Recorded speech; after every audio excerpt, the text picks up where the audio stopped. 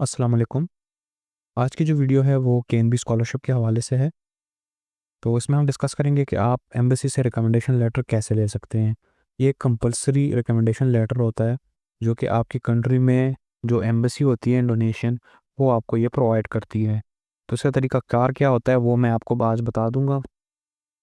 तो ज़्यादातर यूनिवर्सिटीज़ ज़्यादातर जो कंट्रीज़ हैं उनकी ऑलमोस्ट सिमिलर हैं कि ईमेल कैसे करना है और चीज़ें, लेकिन कुछ डिफरेंसेस हो सकते हैं। वो फिर आप एम्बेसी को ईमेल करते हैं और या जो हैं वो फेसबुक वगैरह और डिफरेंट जो सोशल मीडिया प्लेटफॉर्म्स हैं वो उस पे अपडेट कर देते हैं कि रिकमेंडेशन लेटर आपने कैसे लेना है। तो जो फॉर पाकिस्तान है वो मैं आपको बता देता हूँ। उसके कुछ रिक्वायर्ड डॉक्यूमेंट्स हैं, वो आपने सबसे पहले ठीक कर लेने हैं। सबसे पहले आपका रेज्यूमे है, करिकुलम वाइटे सीवी है आपकी। रेज्यूमे आपने बना लेनी है अपनी, अगर नहीं बनी हुई, अगर है तो वेल एंड गुड। सेकंड जो है वो डिग्री सर्टिफिकेट हैं और उनके ट्रांसक्रिप्ट्स हैं, ठीक है। और थर्ड इसमें एचएसएससी रिजल्ट विद मार्कशीट्स। इसमें आपने क्या करना है, अगर आप पीएचडी के लिए अप्लाई कर रहे हैं तो मास्टर्स, बैचलर्स और एचएसएससी ये आपने उसमें अटैच करना है। उसके मार्कशीट्स और जो डिग्री होती है रिजल्ट की सर्टिफिकेट जो होता है, तो वो आपने दोनों करने हैं इसमें अटैच।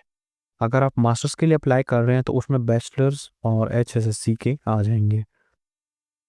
अगर आप बैचलर्स के लिए अप्लाई कर रहे हैं तो फिर मैट्रिक और एचएसएससी यानी 12th क्लास के जो है वो मार्कशीट और सर्टिफिकेट आपने अटैच करने हैं इसमें। तो कोशिश करें कि ये दोनों साइड की पिक्चर आप लें, ठीक है, उसको फिर पीडीएफ में कन्वर्ट कर दें, एक ही बना दें दोनों साइड की, इसलिए कि फ्रंट पे तो आपका डेटा होगा और बैक साइड पे जो है वो अटेस्टेशन इसमें मस्ट है। अटेस्टेशन जो है इसमें आपने सबसे फॉर एग्जांपल एचएसएससी की या मैट्रिक की कर रहे हैं तो वो आपने आईबीसीसी से वेरीफाई की हो, उसके बाद मिनिस्ट्री ऑफ फॉरेन अफेयर्स से वो वेरीफाइड हो।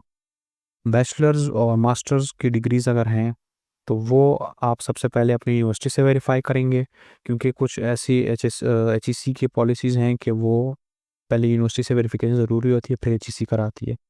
अगर नहीं तो फिर एचईसी से डायरेक्ट कर लें और फिर मिनिस्ट्री ऑफ फॉरेन अफेयर्स से वो कर लें। इनका काम जो है ना वो आईबीसीसी, एचईसी और मोफा यानी मिनिस्ट्री ऑफ फॉरेन अफेयर्स के स्टैम्प्स इनको मस्ट चाहिए होते हैं। तो वो आपने उनकी भी पिक्चर दे देनी है बैक साइड की, हर एक डिग्री और ट्रांसक्रिप्ट की। इसके अलावा जो है वो 2 रिकमेंडेशन लेटर्स चाहिए आपको प्रीवियस इंस्टीट्यूट के, जो कि यूनिवर्सिटी भी हो सकती है, कॉलेज या स्कूल भी हो सकती है। तो किसी प्रोफेसर से या एसोसिएट या असिस्टेंट प्रोफेसर से आप ये ले सकते हैं। अगर कॉलेज से ले रहे हैं तो फिर कॉलेज का आप ऐसे करना है कि प्रिंसिपल या वाइस प्रिंसिपल से आपने 2 रिकमेंडेशन लेटर ले लेने हैं, या कोई हेड टीचर हो आपका तो उससे भी आप ले सकते हैं। इसके अलावा हेल्थ या फिटनेस सर्टिफिकेट, तो ये एक सिंपल सर्टिफिकेट होता है, तो किसी भी सरकारी हॉस्पिटल से या प्राइवेट हॉस्पिटल से आप बना सकते हैं। अगर कोई जानने वाला है तो फिर इजीली बन जाता है, वरना जो है वो फिर आपने थोड़ी बहुत ख्वारी करनी है। तो अगर ये किसी को चाहिए फिटनेस हेल्थ सर्टिफिकेट, वो मुझसे कांटेक्ट कर सकता है, तो मिनिमल चार्जेस में ये मैं आपको दे दूंगा। इसके अलावा पासपोर्ट आपका जो है अपडेटेड पासपोर्ट होना चाहिए। उसका जो फ्रंट पेज है उसमें जो आपकी पिक्चर है, आपका डेटा है, तो वो क्लियर उसकी एक पिक्चर होनी चाहिए। उसके अलावा सीएनआईसी फ्रंट और बैक दोनों जो हैं ये पिक्चर होनी चाहिए। इसके अलावा अगर आपके पास आइल्स है, टॉफिल है, उसकी सर्टिफिकेट, या प्रीवियस इंस्टीट्यूट से आप इंग्लिश प्रोफिशिएंसी सर्टिफिकेट मिल जाता है या आप लेते हैं, तो वो भी मस्ट है इसके लिए, ठीक है। इसके बाद आपने एक सिंपल मोटिवेशनल लेटर लिखना है। मोटिवेशनल लेटर ज़्यादा पता होगा कि सिंपल मोटिवेशनल लेटर होता है, उसमें से कुछ वो नहीं होता, और वो आपने अटैच करना है इसके साथ। मोटिवेशनल लेटर अगर किसी को नहीं पता कैसे लिखना है तो वो मुझसे कांटेक्ट कर सकता है, प्रोफाइल लिंक है मेरी बिलो, तो मैं जो है आपके लिए बना दूंगा। इसके अलावा पेरेंट्स एफिडेविट, ये भी मैं आपको दिखा देता हूँ कि ये कैसे बनता है और कैसे होता है, कि ये क्यों, मतलब ये बहुत ज़रूरी है, चाहिए, ज़रूरी चाहिए इसके लिए। इसके बगैर जो है ये आपको रिकमेंडेशन लेटर नहीं देंगे। इसकी मैं आपके जाके आपको पिक्चर वगैरह दिखा देता हूँ और इसका जो कंटेंट्स है वो भी दिखा देता हूँ। अगर ये भी किसी को चाहिए तो मिनिमल चार्जेस में मिल जाएगा, मेरे पास पड़े हुए हैं, तो मैं आपको बना के भेज सकता हूँ उसकी पिक्चर, ठीक है। सिर्फ पिक्चर चाहिए होती है इसकी और वो फिर इंटरव्यू होगी आपकी। तो ये डॉक्यूमेंट्स जैसे ही आप इनको फिलअप करेंगे और भेज देंगे तो ईमेल कर देंगे आप, इस एक ही कोशिश करें ये सारे डॉक्यूमेंट्स तरतीब वाइज ऐसे ही करें जैसे मैंने लिखे हुए हैं। इसके बाद जो है आपने इस सब का पीडीएफ में कंबाइन कर देना है। सबको जो है एक ही पीडीएफ में करना है और एक ही पीडीएफ फाइल बनाना है, फिर आपने इसको जो है ईमेल करना है। सेकंड थिंग देख लेते हैं इसमें, जो ज़रूरी है। ओके, तो ये एफिडेविट है, एफिडेविट स्टेटमेंट इसको कहते हैं। ये आपने सिंपल जो है 100 रुपीज़ वाले फॉर्म पे, लेकिन 100 रुपीज़ अक्सर महंगा देते हैं, 300 350 का भी दे देते हैं। इस पर लिखा होता है सिर्फ इसकी वैल्यू 100 रुपीज़ की होती है, वरना ये आपको 300 350 का पड़ जाता है। तो इसमें आपने एफिडेविट स्टेटमेंट लिखना है, ये स्टेटमेंट होगी आपकी इसमें। फिर नीचे जो है ये आपके फादर और मदर के सिग्नेचर्स होंगे। ये जो है ये मैं आपको डिस्क्रिप्शन में या लिख के दे दूंगा या फाइल में अटैच कर लूँगा, तो आप डाउनलोड कर लें। अगर आप खुद बनाते हैं तो इसको जो है अपने साथ ले जाएं, और जिससे बनवाते हैं एफिडेविट तो इसको टाइप करके आपको दे देगा वो। उसको आप दिखा दें, वो टाइप करके दे देगा। अगर ये ऑनलाइन ही चाहिए तो आप मुझसे रब्ता करें, तो मिनिमल चार्जेस में ये मिल जाएंगे आपको। ईमेल बॉडी जो है, ईमेल आपने कैसे करना है, तो ईमेल सिंपल एक ईमेल है कि डियर सर मैडम, ये भी मैं लिख लूँगा, या जो है ये फाइल उसमें अटैच हो जाएगा डिस्क्रिप्शन में। तो आप इसको डाउनलोड करके यही कॉपी पेस्ट कर लें, सिर्फ यहाँ पे अपना नाम चेंज कर लें, यहाँ पे अपना नाम चेंज कर लें।